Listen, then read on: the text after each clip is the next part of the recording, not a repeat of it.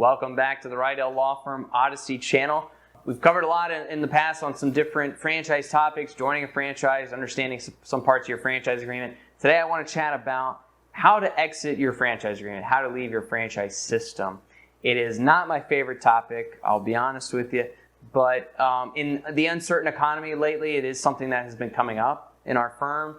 We've had to help some of our clients exit their franchise agreements and work through that process, and we're doing so right now. So I thought I'd do a video about it, chat a little bit about what that looks like and some of the things you got to think about and be aware of and prepare yourself for that process. Now note that we just did a video recently with my good friend attorney Doug Luther. He's a franchise attorney in California. And watch that video. It's really interesting because he has an extensive background in-house with a franchisor, and obviously I represent franchisors as well and franchisees, but I've never been in-house, so there's a whole different calculation there between some of the stuff that he's done and where we're coming from and helping our clients. So it's really interesting. We had a really great chat. I'll link to it in the description here, but check that out. So let's talk about the exit process, how to exit your franchise agreement. Okay, so the first thing that you really got to understand is that there is no free out in your franchise agreement. Even in a situation where maybe the franchisor is doing something incorrectly or doing something that is wrong in the franchise agreement and putting it in default would be the term, they very likely have the right to cure that default. Those are legal terms, and what that means is they have the right to fix the problem before you cancel the contract or terminate the contract and walk away. They are going to have the right to fix whatever that issue is that you have and make it right to you. So even if there is a problem with the franchisor, you very likely don't have a get out of jail free card. You're going to have to take steps to figure out what the process for the exit is. So that being said, there are several options in exiting. Ideally, number one is a franchise sale, which means that you find a buyer for your business, somebody wants to be a franchisee, for them to step in and purchase your unit and to start operating the unit as a franchisee instead of you. That is the number one option that is best for you as a franchisee, 100%, because you get compensated. Maybe it's not what you think the compensation would be or should be, but you get compensated for your ownership stake and the operations that you've built in that unit. The other options for a franchise exit do not compensate you. So first option, best option, is a sale. The second option is a negotiated exit with the franchisor.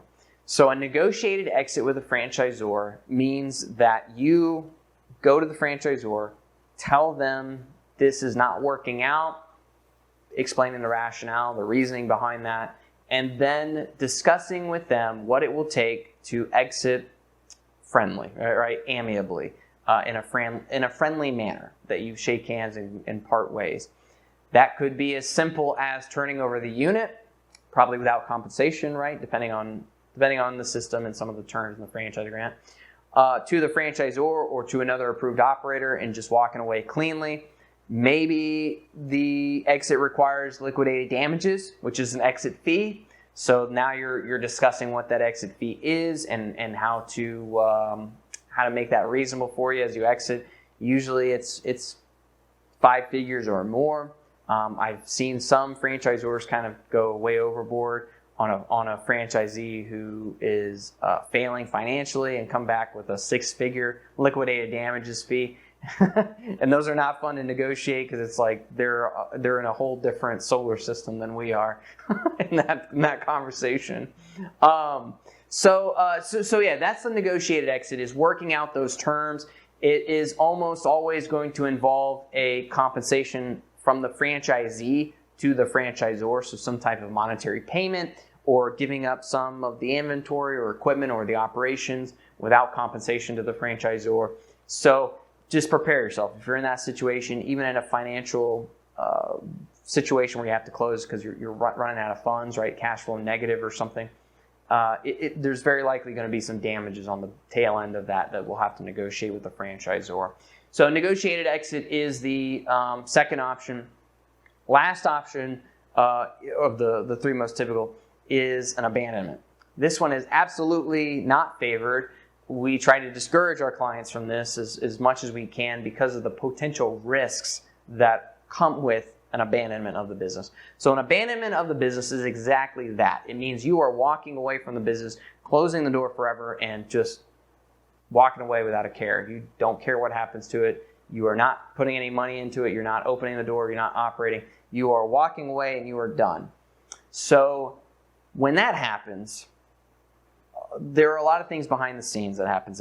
The landlord obviously wants to get paid rent, so they're going to take the property back, right? Take that lease that you have back, and probably the equipment, the inventory, all the things that you have inside the property they're going to take. They're going to use that to compensate themselves for the rent that you owe them or something. The other party there, is the franchisor. Now, the franchisor obviously will be owed maybe some franchise fees or other things if they're owed damages, actual damages, so things like going and cleaning up your system, going and taking down the signage or taking back the branded goods, whatever that is, or trademarked goods. They also may have liquidated damages like we mentioned. So they're going to have significant potential claims to you as a franchisor, and that figure can go from 5 figures up to 6 figures. Can be huge. So behind the scenes, once you walk away, those two parties are looking at their damages, looking at the work that they have to do to clean up the mess, and they are going to be eyeing you as either the franchisee entity, or as a personal guarantor to figure out who's going to pay them, right? Who's going to compensate them for having to go in and clean up that mess. And very often it's the personal guarantor, right? It's you as the owner of the franchise entity who is liable for that, who's going to have potential losses that you're going to have to pay them. So it's really a very risky option to take. Now, I won't say that we've never done that with clients, because sometimes that is the only reasonable option on the table if we have an unreasonable franchisor, or frankly, they're out of money. If there is nothing left in the tank and they were about to file bankruptcy or considering a bankruptcy, it just doesn't make sense to pay liquidated damages or deal with things.